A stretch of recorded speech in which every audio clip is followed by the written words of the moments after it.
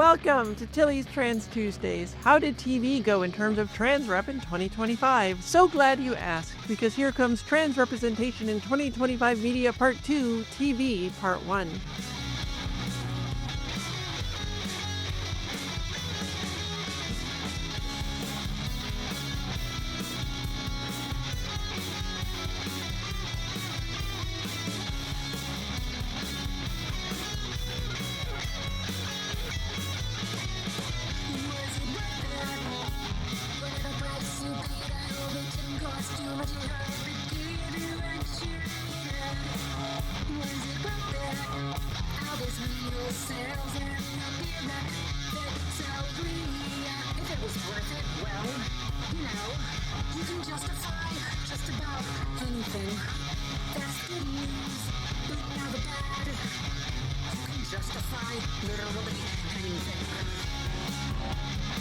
Hi, I'm Tilly Bridges, your host, and I'm joined by my writing partner, my best friend, my wife, our token cis representation, the shorty to my tally, Susan Bridges. Hello. And our returning guest is Jessie Earl. Welcome back, Jessie. Hi. Happy to be here. She's waving if you couldn't see, but you can't see. I don't know why I waved it in audio-only medium. Yeah, it's fine. It sounded very wavy. It's okay. Yeah, it's funny. I have my other podcast that I do, a Fractus podcast, where we watch Battlestar Galactica. My co-host Vera, she has this bit where whenever I annoy her, she has a counter that she clicks. And she's like, when it gets a certain number, she's gonna do something. I don't know what the punishment is going to be, but she sometimes when I do something annoying, she just pauses and clicks it, and I'm like, Vera, this is an audio only medium. That's funny for me, but now I have to tell listeners what you did. Yeah. If you have not listened to Trans Rep in 2025 Media Part 1 Movies in episode 144 yet, do so. It's got all the contextual goodness that explains what the heck I'm doing and not doing in this report. Okie dokie, onward through complete seasons of TV I watched in 2025. Alien Earth Season 1, 0. The opening of the season, especially the pilot, reads as really trans. I am not sure if that allegory sort of falls apart as the season goes on, because I have not examined all 8 hours of it super closely, so it might hold up, but it also might not. In one episode, a cis man Marine says, quote, "I should have called in sick when looking at a crashed ship they have to search." And the cis man Marine next to him says, quote, "That's okay, I've got extra panties in my pack." Yeah, because not wanting to go into a crashed spaceship makes you a girl who will piss herself, I guess. Oh! I will say about Alien Earth, there's been some criticism of that season, which I think is fair. I really loved that season a lot. I did too, yeah. And I think that for me, the trans metaphor really holds up there. I mean, even in an overt way, without spoiling too much of the show for listeners, it's a story about kids who get transferred into android bodies, and then they have their names literally taken from them, and they get given new names by the corporation.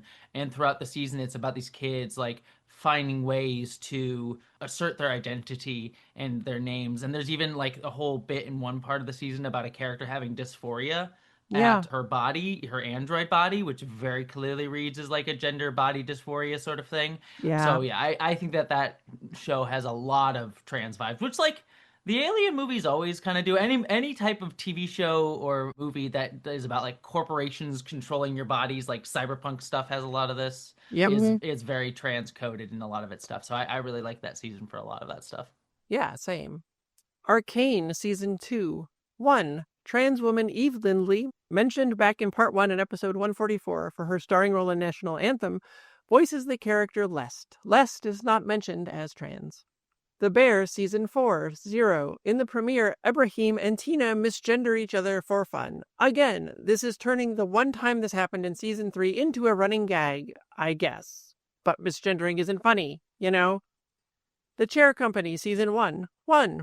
Eileen Noonan, a friend of mine, plays Westy in 3 episodes, though the role is small. Westy isn't mentioned as trans. Eileen was one of the first guests ever on this show. Listen to her way back in episode 4 on trans roles and stories and who gets to play them and tell them. Also, Chair Company, fantastic show. What a delightfully weird show. Weird and wild. Clean Slate, 9+. This show was definitely the GOAT of trans rep last year. It was, as is all too common with deeply and visibly trans shows, summarily canceled shortly after the first season debuted.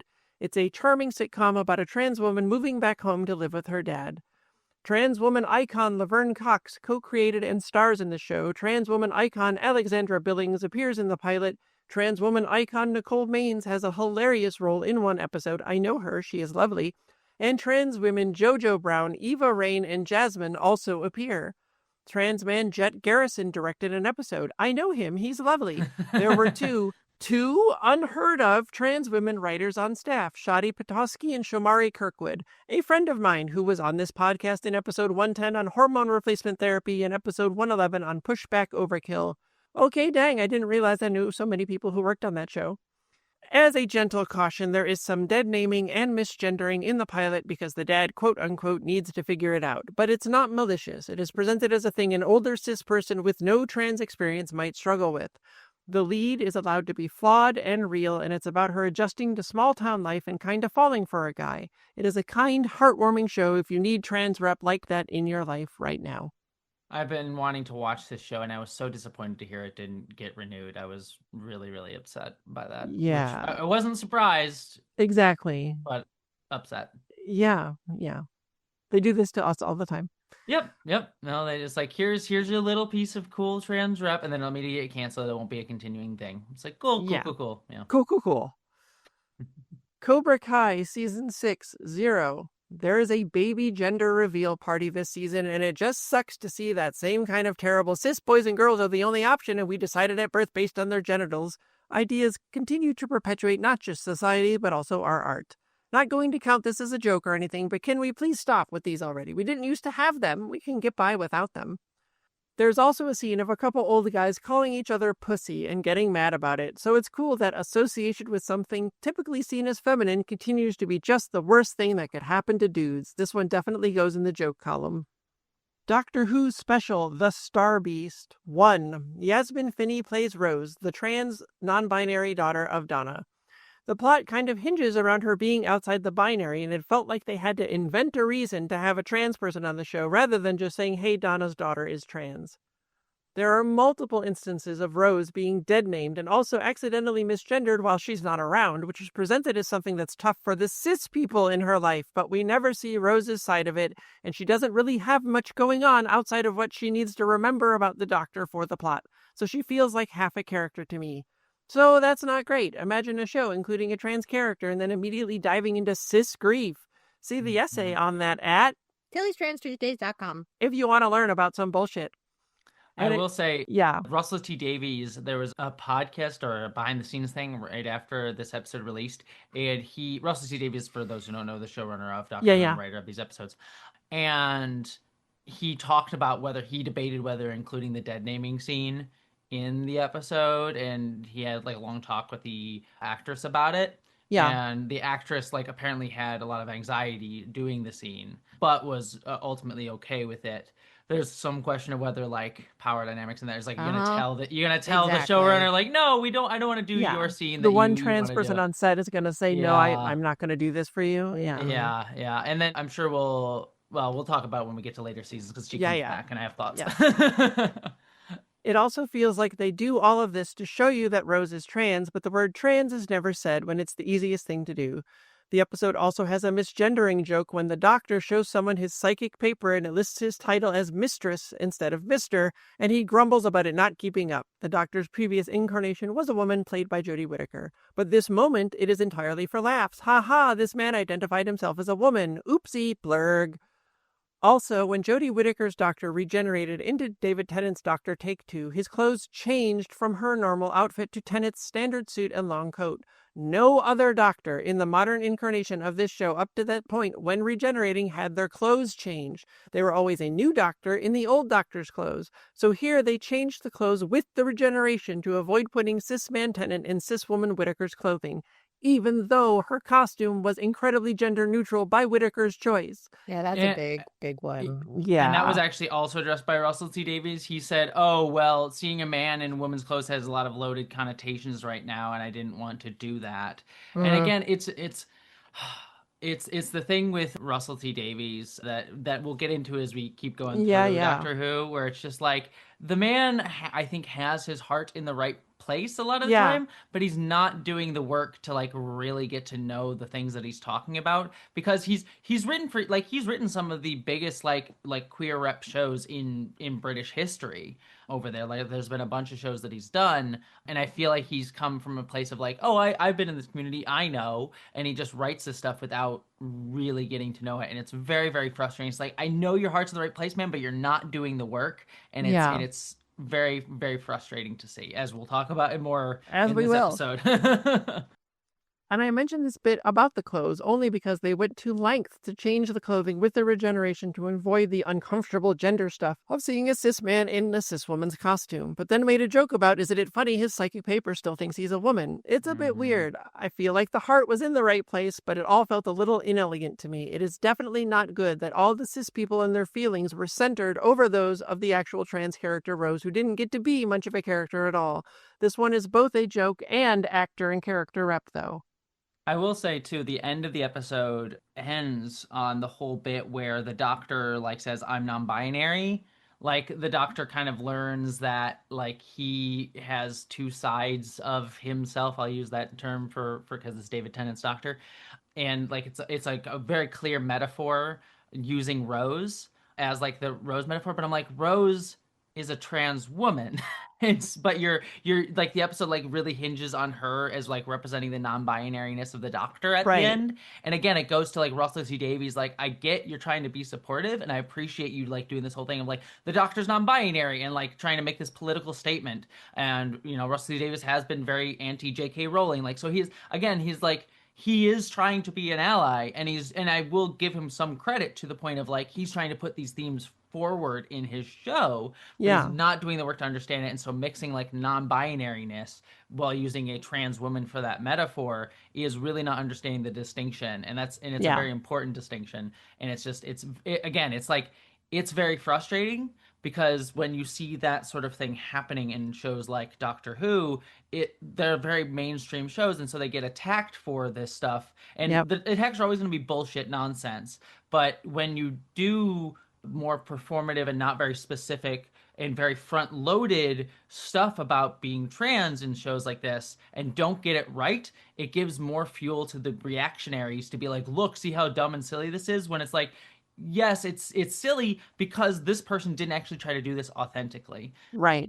And it's like, if you're going to really do that stuff and be very forward about it, I'm not saying don't do it, but like, please put in the work to do it. Exactly. It was just very frustrating. So That's why you need trans people on your writing staff and in there who are Yeah. empowered and able to actually stand up to a showrunner and say, you know what, this is not quite right. Let's It do does that. feel like he feels he doesn't need that and then lets his Mhm. own personal discomfort be the lead. I see. Yes. Yeah, maybe. Yeah. Doctor Who, Season 14. 3. Rose returns several times and is often the tallest person in the room. This is trans girl realism, even if unintentional. She sadly never really has anything to do and doesn't have much of a character, and that's extra sad because Yasmin Finney has shown us how good an actor she is in Heartstopper. Yeah, that was my big thing, is like, she kind of just shows up to be like, hey, it's like she's just there, and it's just like, She's just there. it really just feels like, hey, we have the trans character here, and it just feels Exactly. very tokenistic, and I Yeah. wasn't a fan. In the episode The Devil's Cord, Maestro, a campy villain, is non-binary and played by trans femme non-binary actor Jinx Monsoon. During the episode, the Doctor calls them, quote, that thing. Ruby, the Doctor's companion, later calls Maestro, quote, this creature. Yo, what the hell is that? Like, yes, Maestro is a demon, but how can you not be aware of the dehumanization of trans people enough to call them a thing and a creature? It is a bad look. These don't count as jokes, mind you, but the execution of the representation felt like maybe it should have been run by some trans people first. This is why you need trans writers on your writing staff, friends. Yep, I will say Jinx is great in that episode, though, Yes. and it was really great to see them. But yeah, this is exactly like, I'm all here for villainous trans people. Give me Exactly. villainous trans people. We do it very, very well, and we have a lot of fun. But yeah, you need to make sure when you're doing those things, you take care of the way you dehumanize and how you do it. Exactly. And if it's yeah. Yep. Yeah. And then, in the episode Dot and Bubble, trans man Pete McHale plays Gothic Paul. The character is not mentioned as trans. So what we've got here is 3 trans actors, one of whom doesn't have much of anything to do or in the way of character, one who's othered and called the thing, and one could have been played by a cis character. None of this counts as jokes or bad representation, but I also wouldn't call any of this good representation either. Doctor Who Season 15, 2. Rose again appears in the season finale, but only has a couple of exposition lines, and it literally would be no different if she weren't there. As these were all separate appearances for Rose in these seasons and the special, and not within the same season, I'm counting them as 3 separate appearances for a trans character and actor. But remember that when we get to the totals, because it's going to maybe make things look like there's more rep than there actually is. The episode The Interstellar Song Contest is a pretty fabulous trans allegory and was written by trans woman Juno Dawson. After seeing this episode, I posted on Blue Sky, Doctor Who says trans right, and Juno liked that post, so it feels like maybe the allegory was intentional. But also, Juno Dawson said she intended it as an allegory about Ukraine and Russia, and there's also a lot of context about Eurovision that I just didn't have, which makes this episode a Palestine and Israel allegory, and not in a good way. Thank you. Credit to my friend and lovely human Jessie Gender for letting me get that context that I was missing. Yeah, There's a very good explainer about it, along with the hit or miss history of British colonialism allegories in Doctor Who in the show notes. Yeah, just to say it too, like I also think the trans allegory in it is really fun. There's some fun aspects of that episode. Yeah. And great, and really also really glad to see a trans writer getting work. Right. Yeah, but there has been a lot of criticism, and I think very good and understandable criticism about the way that this allegorizes Israel-Palestine and also allegorizes resistance movements fighting colonialization and kind of doing respectability politics in it and villainizing resistance stuff. And so, yeah, it's a very unfortunate metaphor, especially given the context specifically of Eurovision and Israel-Palestine.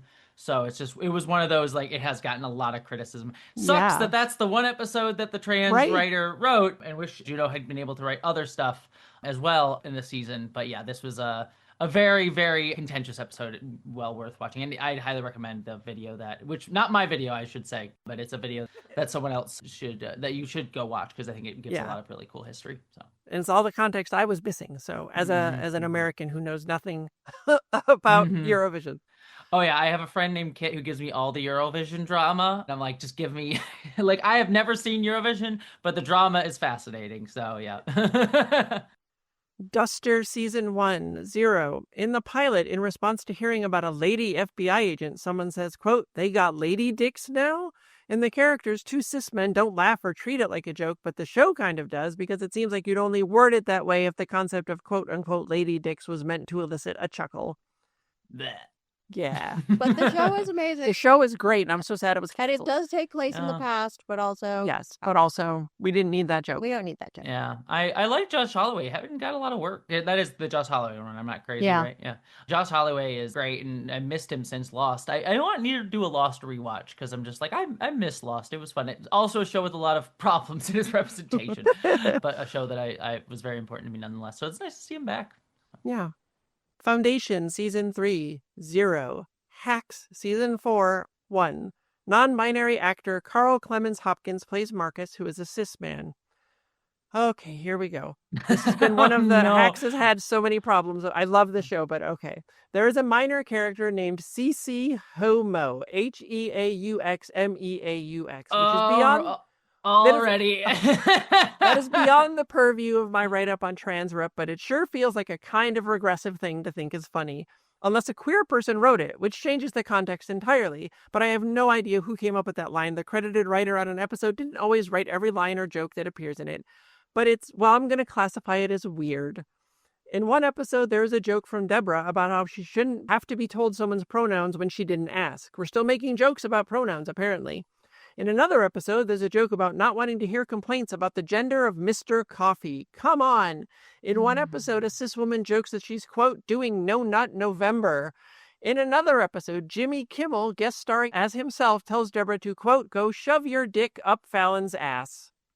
In another episode, Ava, a cis bi woman, buys books for a baby, and the titles of 2 of them are jokes about gender. 1 fish, 2 fish, they fish, and which bathroom is non-binary. She says she got so excited when she saw them. The mom of the baby blinks in confusion. I want to note that if the scene were played earnestly, it would be a good commentary about how kids actually should have books about being non-binary to better understand themselves or others. Instead, the scene is played as a joke about how wacko-liberal Ava is. The penultimate episode of the season has a Harry Potter reference, a man throwing a purse over his shoulder and swinging it around for comedy, and a cis woman saying to a cis man, quote, "We're a couple of business guys." Not going to cool it as the season winds down, I guess. Cis people, stop making Harry Potter references Right? unless like it just every time I hear it I'm just like, oh, so you don't pay attention, you don't care, like it's just unless you're putting work elsewhere, which this show clearly is not. It immediately signals to me as like I have to be on edge of like you're not aware of trans people, like it's not one of those like it doesn't tank the thing, but whenever I hear the joke I'm like uncomfortable. Yeah. The only show to do it right, and I don't think you're talking about it in here, so I'll mention it here. You're not talking about Side Quest, are you?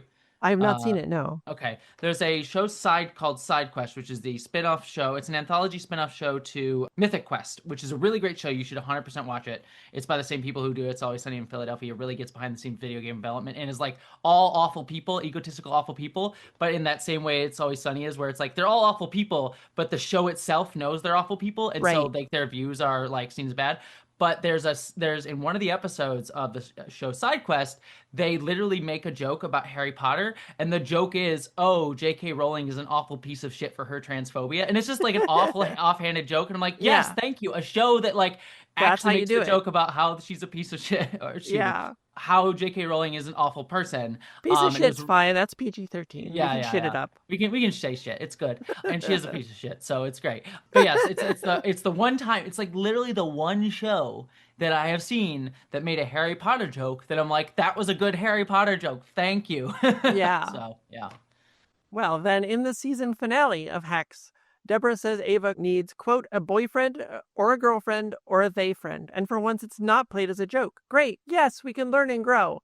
But the same episode has a couple jokes about Ace Ventura and what the hell when you reference one of the most transphobic movies ever made that kind of cast doubt on the authenticity of your "you need a they friend" line. And now I wonder if it was meant as a joke that just didn't land. And look, I love this show a lot. It's got really brilliant acting and writing, but also in my past trans rep and media reports, it's been one of the biggest traffickers in this kind of tired gender humor that pokes trans people in the eye. And the wild thing is there is no reason for it. The show is brilliant otherwise. What are you doing with these lazy gender essentialist jokes? I tallied 8 of them this season. Stop it!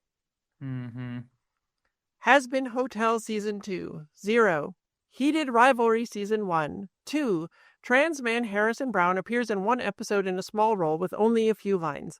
He was a professional hockey player in the National Women's Hockey League and the first out trans athlete in professional hockey, and he helped form the first ever transgender policy in professional sports. It was a lovely nod to include him, but as he's actually an actor and director now, it would have been extra great if he had more than a tiny role that didn't impact anything. Trans woman Miss Nikki Nikita appears in episode 5 as a makeup artist but has only one line and isn't mentioned as trans.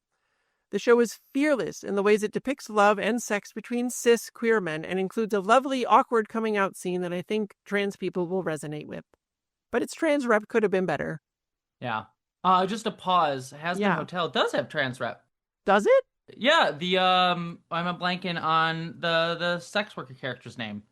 Because he appears in women's... Angel? Yeah, Angel Dust. Like, I thought Angel was still male, though. I mean, they're all demons, male, so but does... male, yes, but does cross-dress as a woman for singing act and, like, presents more femininely at different points. But is that more drag than trans? It's gender... It's gender stuff, and it's gender stuff. Yeah, and so, like, trans, yes, not exactly, but the creators of the show have talked about there being, like, wibbly-wobbly gender stuff going on with the character that, like, I think is actually very well portrayed, I think, in a really interesting way. And also, Angel Dust, there has been some criticism of just, like, the abuse directed at Angel Dust as a sex worker. So there's some criticism there, but I think Angel Dust as a character, while not trans rep explicitly, definitely gender stuff going on. There's gender stuff, way. It's also hard to know on that show because they're all demons and none of them are human, and Angel has like 4 arms, so it's like, are you... does cis even exist in hell when you're a demon? I don't know. Yeah, I will say the spin-off show Hell of a Boss, which is the YouTube spin-off show, Yeah, I does haven't have an seen that explicit. yet. It's really great. I actually like it better than Has Been Hotel, and it does have an explicit trans rep. There's a Yeah, trans character on the show played by Morgana Ignis, who's a friend of mine, right. and she also does the merch for both Has Been Hotel and Hello Boss. And one of her big things is if one of the shirts they sell is like one of the trans woman character, like with a big trans flag behind her, Yeah. and also on the dolls that they sell of her character, she made a point to say like my character is going to have a bulge in her pants, not to Okay. just be like to be explicit or anything, but like that's just my body.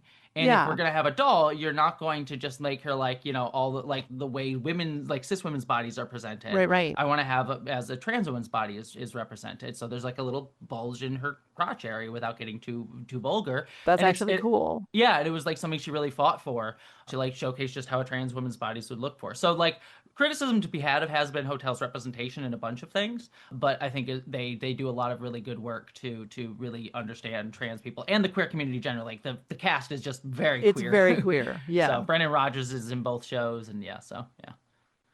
Ironheart Season 1. 1. Non-binary actor Shea Coulee has a recurring role as Slug, and they-them pronouns are used. I think this makes them the MCU's first official non-cis character, which is amazing. But also, when you think about how many characters have appeared in every Marvel movie and TV show combined, it is incredibly depressing that there's only one, and it took 18 years for it to happen. Ugh. Mm-hmm. On the show, Slug is a villain, and you can make a case they might be overly sexualized, but there's nothing otherwise damaging about the portrayal. Gentry Chow versus the Underworld, 0. Last of Us Season 2, 1. Non-binary actor Bella Ramsey continues to star as cis girl Ellie. It seemed like they were possibly toying with the idea of letting Ellie be non-binary too. There is a scene where Ellie finds out her girlfriend is pregnant by an ex-boyfriend and says, "I'm going to be a dad." It is not played for laughs, it is a genuinely sweet moment. Bella said they wore a binder under their costume during 90% of filming. The binder seems visible under her top in some shots, so I thought they really were going to make Ellie non-binary as well. Check out episode 108 of this show on tucking and binding for more info if you need it. But later, they take off their shirts so someone can tend to wounds on their back, and there's no binder. So it seems the times it might have been visible is because Bella was wearing it with no intent to have Ellie be seen in it. And that's fine. Trans and non-binary actors can play cis characters. The reverse is not fine, mind you, for reasons outlined in episode 4 on trans roles and stories. But also, it would be fine for Ellie to be non-binary. There is no reason the character must be a cis girl. You can have the character come out as non-binary too and let Bella rep who they really are through the art they're making. It doesn't change the story at all. Mm-hmm. Yep. And I will say, Bella got a lot of harassment for this because the no video game culture and LGBTQ people is very toxic, unfortunately. Gamergate, yeah, yep. started Still, a lot of what we're in right now. It's so Yep, bad. yep, I saw a yep. lot of it. Yeah. Yeah, I it's wish I really hadn't. terrible. So, but Bella Ramsey, I have thoughts about the quality of the season as a whole, but Bella did a fantastic job the whole season. So They are great. Leverage Redemption Season 3, 1. The show has a non-binary writer on one episode, which includes the line, "Ladies and gentlemen, and all the beautiful people in between." Hey, that's cool. Look what happens when you put a non-cis writer on your staff. Thanks for being here, Jessie. Yeah, thank you for having me. This was fun. Come back next week for part 3 as we discuss some shows that have a decidedly weird track record when it comes to trans rep. Tilly Bridges, end transmission. Tilly's Trans Tuesdays is hosted by Tilly Bridges and Susan Bridges with audio editing and sound mixing by Jillian Morgan. The written essay version of this week's topic and all past topics is available at tillystranstuesdays.com. Special thanks to Daisy and Jane for the use of Sorry Not Sorry as our show's theme music. Please stop by and show your support at daisyandjane.bandcamp.com and soundcloud.com/daisyandjane. You can find me at Tilly Bridges on Blue Sky, on Mastodon at Tilly Bridges and Mastodon.social, and on Insta at Heck Yeah Tilly Bridges. And you can find Susan on those at Susan L. Bridges. You can find Jillian at Audio Jillian on Blue Sky. You can join the Tillyverse Discord server by following the link at the very bottom of tillystranstuesdays.com. We hold regular watch parties for the Matrix films and other trans movies. where I do a live Q&A, and it's blossomed into a wonderfully supportive, compassionate, kind community of friends. We'd love to have you join us. If you'd like to keep up with all the writing that Susan and I do, you can sign up for our newsletter at birdguestbroadcast.com. Signed copies of our comics and my book, Begin Transmission, The Trans Allegories of the Matrix, are available on my coffee shop at ko-fi.com/tillybridges. If you're listening on YouTube, it's so cliche, but please like and subscribe and take a few seconds to leave a comment. Those feed the algorithm and helps the show be found by so many more people. If you're listening on other platforms, ratings and reviews help just as much, and I'd certainly appreciate them. Thank you for your support. For more information, visit pendantaudio.com. Thanks for listening.